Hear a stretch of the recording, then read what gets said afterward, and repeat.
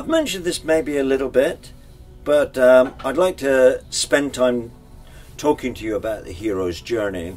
First of all, just a definition. A hero is not somebody who is super macho and, you know, a really hero is any gender. A really hero is somebody who faces their fear and isn't overcome by it. That's really how I would define it. But really, when I use the phrase hero's journey, I'm referring to an old story pattern that people like Carl Jung and Joseph Campbell and George Lucas knew all about it as well when he made the first Star Wars movies. And the hero's journey is a sort of story template, and it's very, very ancient, and it goes like this. There's a character, young or old, male or female, and they're in a kind of familiar world, but things aren't really working out for them. They're not really living their life, not fully. They're not fully alive. And knock, knock, knock, a call comes, known as the call to adventure, and says, hey, you know, want to come with me? I'm going across the galaxy, or across that plane, or on that narrowboat, and do you want to come with me? And you know, that character can either refuse, in which case there's no adventure, or after a while of a bit of deliberation they say, yeah, okay, I'm coming. And so the hero's journey is this story pattern where you begin in your sort of safe, familiar world, but you're not really very alive there. I think you're stagnating, basically, and doing the same thing over and over. And you journey out of that world and into a new world where you encounter all kinds of challenges and obstacles. And then the third part is where, as you overcome those obstacles, that's where you come back, and it's known as the return. So there's really three parts to the hero's journey. There's where you set off, and you leave your safe, familiar world behind, and then there's the entering of the new world, whatever that is. And in our case, it was actually, or in my case, it was going into the world of narrowboats and living on the canal and learning how to survive there. And then there's the third part, is the return, where you come back with knowledge, wisdom, a song, something that you can hold in your hands, but you return to your tribe, your community.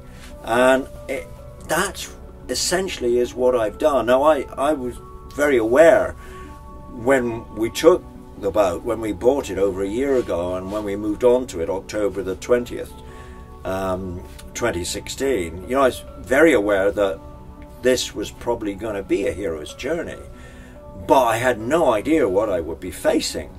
And you know, in the first week we nearly burnt the boat down. You know, I fell in the water. I lost the key to the engine, all kinds of things. So, you know, the disorientation was huge, which is like very common when you step out of your familiar world.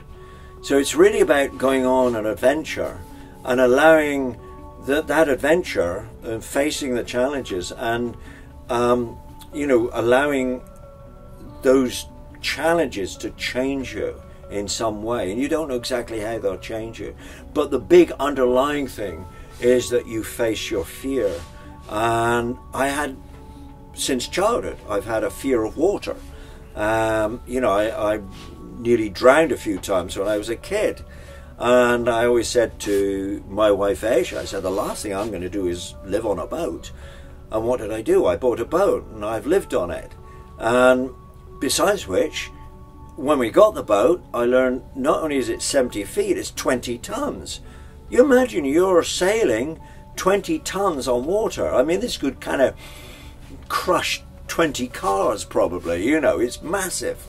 So you know, just learning to handle things like this. But gradually we did, and there were many nights when, especially in the early days, when I would wake in the middle of the night, I'd hear strange noises, because the sounds are different on a boat.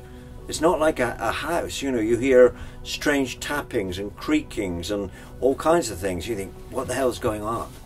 And you know, probably in a way, when I did fall in the canal, it was actually probably a good thing, because I discovered that, and this is a joke, what you do when you fall in the canal, you stand up, because it only came up to about there, 4'6".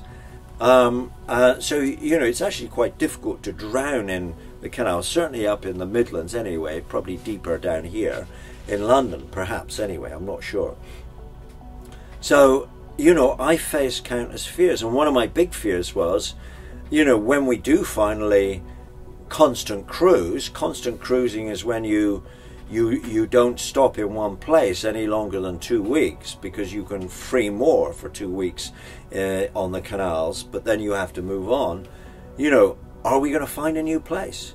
I had all kinds of fears, and I think what I realized is those fears, a lot of those fears came from my childhood, where I felt a great deal of insecurity, and that's been with me.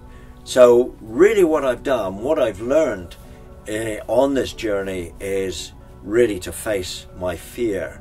And I would say to anybody, whether you buy a narrowboat, whether you decide to get a VW van or something, you travel across Europe, or you decided to set up a new business, yes, you will be afraid, you know, but go on your adventure. That's my big advice. Go on your adventure, because you will grow.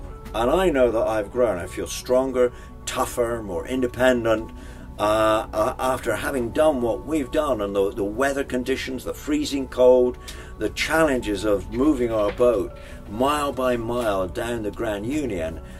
I know I can pretty much do anything. I'm ready for the next big challenge, I suppose. And that's what I would say to you. Don't be afraid, or let's say be afraid, but don't let your fear master you. Go on your adventure, follow your dream, follow your bliss, and have your own hero's journey.